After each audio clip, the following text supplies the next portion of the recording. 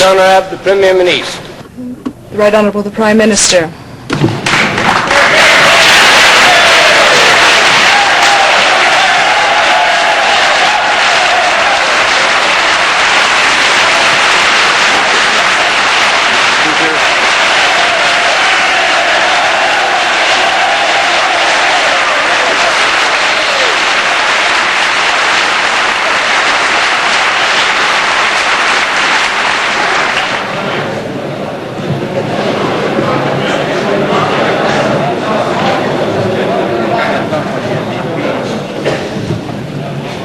Mr. Speaker of the Senate, Mr. Speaker of the House, chers collègues. Dear colleagues, dear friends, Today we welcome to our midst the Prime Minister of one of our mother countries, the leader of the mother of parliaments, and a truly outstanding spokesperson for the Western world, the Right Honourable Margaret Thatcher, the Prime Minister of Great Britain.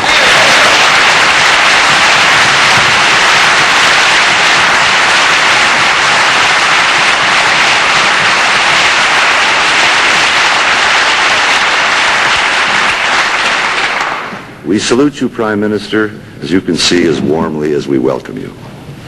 The mother country has bequeathed to us an enduring tradition of British common law and our valued British cultural heritage.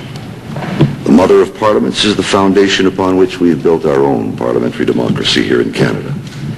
And we've adopted or adapted most of the customs of Westminster in the daily life of our own Parliament, with a few notable exceptions.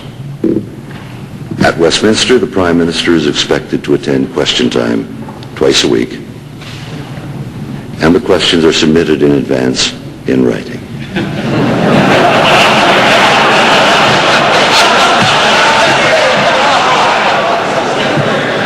As I've always said, Prime Minister, there's much to be admired in the British parliamentary system. And I hope that we can initiate such a reform here in Canada. Perhaps as early as this afternoon. Prime Minister, you are no stranger to this House, having addressed a joint session 5 years ago. Today you become the first British Prime Minister to address Parliament on 2 occasions. Historians will note that your first address followed your re-election in 1983, and that your second follows your re-election in 1987. And if you, in that memorable turn of phrase, go on and on, we expect to see you back here about 1992.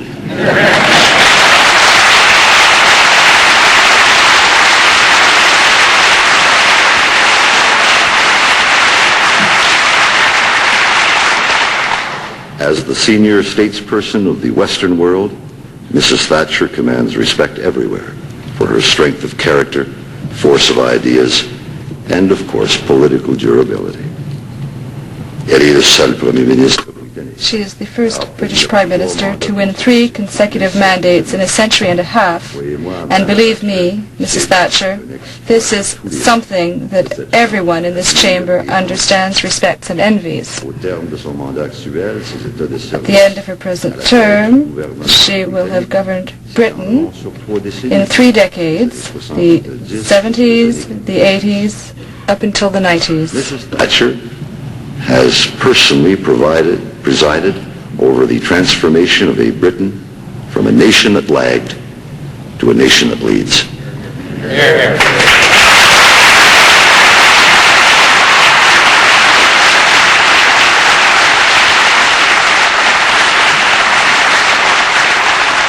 Britain is back as a world economic power, as a motor of economic growth, as a model of economic development, and every single person in this country, in this House, knows that the responsibility for that magnificent achievement is here in the person of Margaret Thatcher.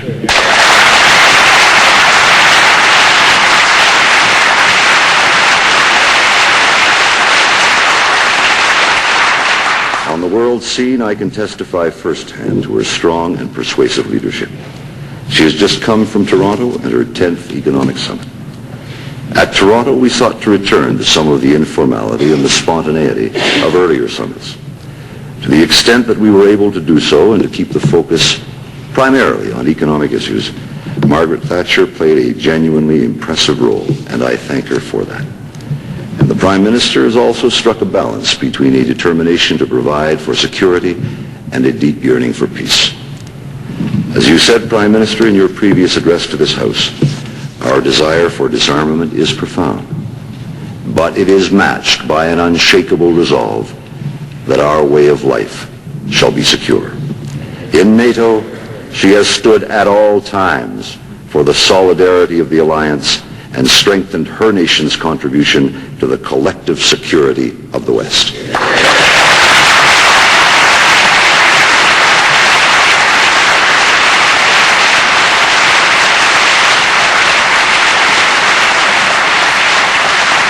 But equally, Mrs. Thatcher was the first Western leader to recognize the possibilities of change and reform in the Soviet Union. It was she, even before the change of course in the Soviet Union, who pointed out that Mr. Gorbachev was a man that we can do business with. And between Canada and the United Kingdom, there is, of course, a special relationship. The ties that bind us stretch across an ocean and reach across the generations. The United Kingdom is now our third largest trading partner, with two-way trade in excess of $7 billion last year. Canadian exports to the UK rose by 5% last year to $2.8 billion, representing nearly one-third of all of our exports to the community.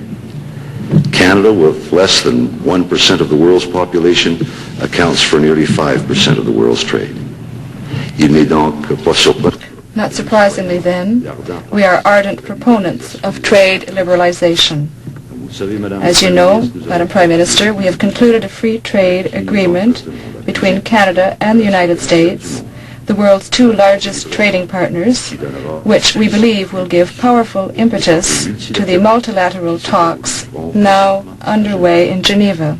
We are working very hard, and Mrs. Thatcher is providing great leadership as well, for reform in the area of agricultural subsidies.